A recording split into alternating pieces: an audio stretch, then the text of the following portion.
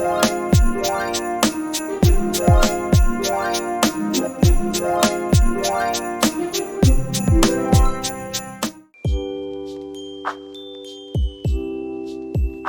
bonjour, j'espère que vous allez bien. Daniel Deschaines pour une autre capsule du calendrier de l'Avent 2024. Donc la capsule du jour s'intitule l'IA autour de nous. Pour certaines personnes, l'avènement de ChatGPT, ça a été la révélation comme quoi l'IA venait d'être inventée, mais en fait, c'est une technologie qui est présente dans nos vies depuis plusieurs années. Donc c'est un peu le but de la capsule, de regarder dans notre quotidien ce qui est en lien avec l'IA et quel rôle joue cette IA-là et pour quelles raisons. Aussi peut-être définir. Alors, commençons par des définitions. Parce que qu'est-ce que l'IA en tant que telle? Je parle de l'IA générale. Donc, l'IA, il y a plusieurs définitions qui existent. Rares sont les définitions qui nous proposent des mêmes visions. Alors, j'en ai trouvé deux qui, je crois, se complètent à merveille. Donc, vous avez ici le Grand Dictionnaire terminologique du Québec.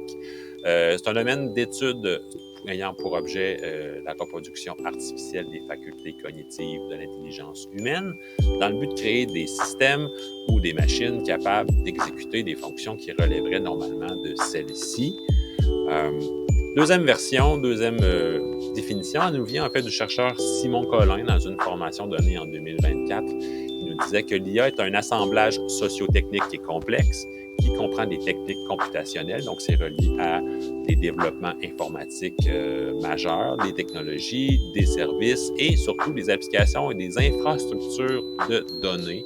C'est le rôle joué par ce qu'on appelle en anglais le big data. Il ne faut pas sous-estimer tout l'apport des réseaux sociaux, entre autres, pour nourrir de données les modèles d'IA qui ont été créés, qui étaient en pleine élaboration et qui ont donné, entre autres choses, des modèles comme ChatGPT. Donc, Simon Collin qui nous dit en terminant que l'IA est caractérisée par une intervention humaine en amont, pendant et en aval. Dans la vie de tous les jours, en fait, l'IA est déjà présente. Ce sont des applications qui existent depuis quand même bon nombre d'années.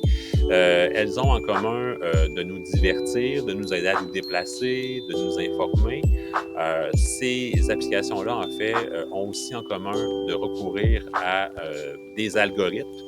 Des algorithmes, en fait, qui sont des assemblages un petit peu genre d'équations sur vous qui permettent, en fait, de mieux vous comprendre, connaître vos préférences, comprendre un peu comment vous réfléchissez dans vos choix, de gens à suivre sur les médias sociaux, dans vos choix culturels, que ce soit en film, en mini-série, en vidéo ou en chanson, dans les déplacements, de quelle manière vous vous déplacez et à quelle heure vous le faites.